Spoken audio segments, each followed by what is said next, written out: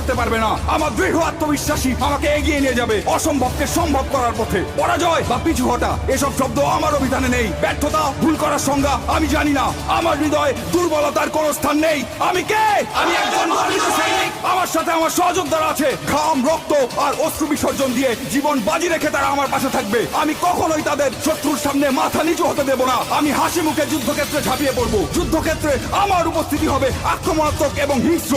শত্রু আমাকে দমিয়ে রাখতে পারবে না। আমি কে? আমি একজন গর্বিত সৈনিক। আমি যুদ্ধক্ষেত্রে শুধু বিজয়ের অর্থ বুঝি। পরিস্থিতি যতই খারাপ হোক না কেন, আমার হাত পা গুলো দুর্বল হয়ে পড়লে আমার মানসিক শক্তি আমার শরীরকে এগিয়ে নিয়ে যাবে। কিন্তু আমি কখনোই আত্মসমর্পণ করব না। আমি সর্বদা আমার দেশের সম্মান, গৌরব এবং মর্যাদা সমুন্নত রাখবো। আমি কে? আমি বাংলা মায়ের একজন গর্বিত সৈনিক। দেশ আমাকে স্মরণ করবে, ইতিহাস আমাকে স্মরণ করবে। আমি কে? আমি একজন গর্বিত সৈনিক। আমি কে? আমি একজন গর্বিত সৈনিক। আমি কে?